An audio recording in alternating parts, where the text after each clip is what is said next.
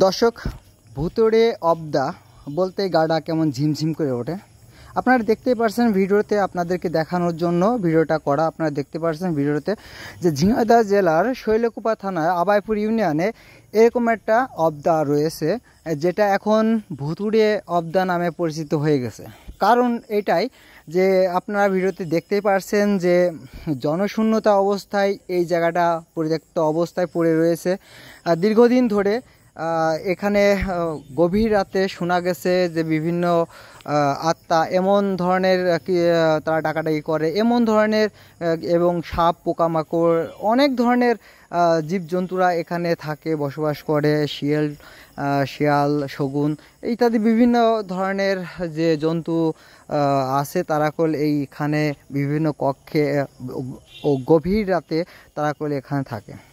তো দর্শক, আমি এখন জানাচ্ছি যে এটা ঝিনাইদহ জেলার শৈলকুপা থানার আবাইপুর ইউনিয়নের আবাইপুর যে বাজার সংলগ্ন যে অবদাটা রয়ে গেছে ব্রিটিশ আমল থেকে, সেই অবদার কাহিনীটাই আপনাদেরকে আজকে শোনাবো। আপনারা ঘুরে ফিরে আপনাদেরকে দেখানোর চেষ্টা করব। চলুন আপনাদের সুন্দরভাবে দেখাই। দেখতেই পারছেন যে সুন্দর একটা অবদা। এটা এখন ভুতুড়ে অবদা নামে পরিচিত, যেহেতু গভীর রাত্রে এটা অনেক ভয়ঙ্কর একটা জায়গা। তো দিনের বেলায়ও যদি অবদার মধ্যে যাওয়া হয় তাহলে পরেও খুব গা ঝিমঝিম করে ওঠে। তারপরেও আপনাদের দেখানোর স্বার্থে দেখাচ্ছি।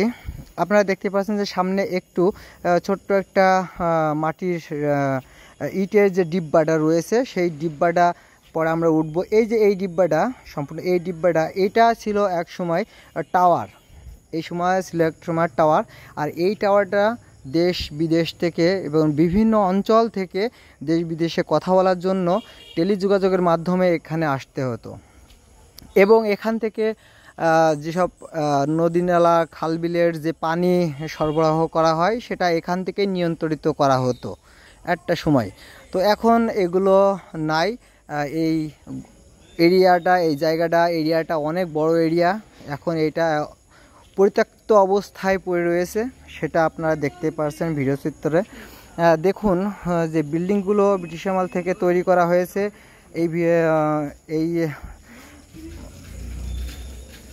এই ইট পাথরগুলো অনেক দিন, বছরকে বছর এইগুলো রয়ে গেছে, সেটা আপনারা দেখতে পারছেন। কিন্তু এখন বর্তমান যে অবস্থা আমরা দেখতে পারছি যে আমরা বিভিন্ন কক্ষে ঢুকে দেখছি, এর মধ্যে ছোট ছোট ঘর, অনেকগুলো ঘর রয়েছে, যেগুলো ভিতরে যদি যাই দিনের বেলাতেও তখনও গাটা ঝিমঝিম করে উঠছে।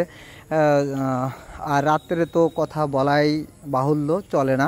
কারণ যে রাত্রে এর চাইতেও ভয়ঙ্করটা বেশি, কারণ যে এখানে সাপ পোকামাকড়ের আনাগোনা থাকতে পারে, যার কারণে খুব সতর্কতা অবস্থায় আমরা গিয়েছিলাম। তো আপনারা দেখতেই পারছেন যে বিভিন্ন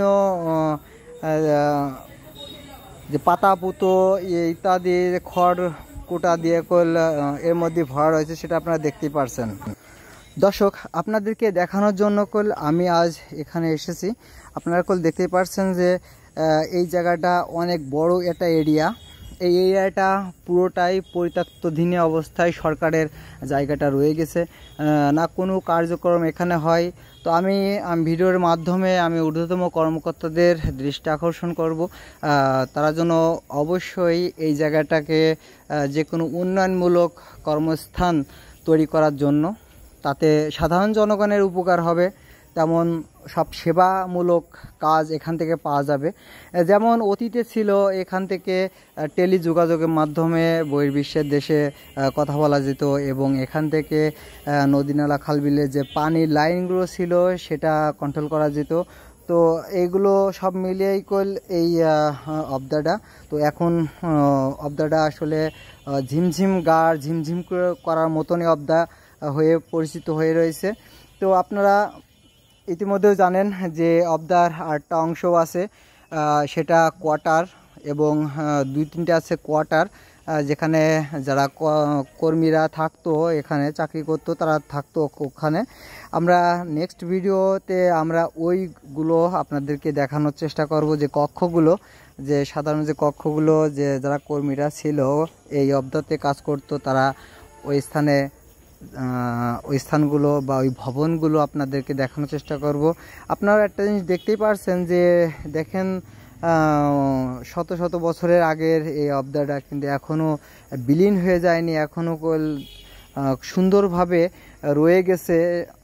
আশ্চর্য বিষয় যে এখনও দরজা জানলার যেসবগুলো ছিল সেগুলো এখন আর নাই। তবে দেখতেই পারছেন। ধন্যবাদ জানাই সকল দর্শককে ভিডিওটা সম্পূর্ণ দেখার জন্য।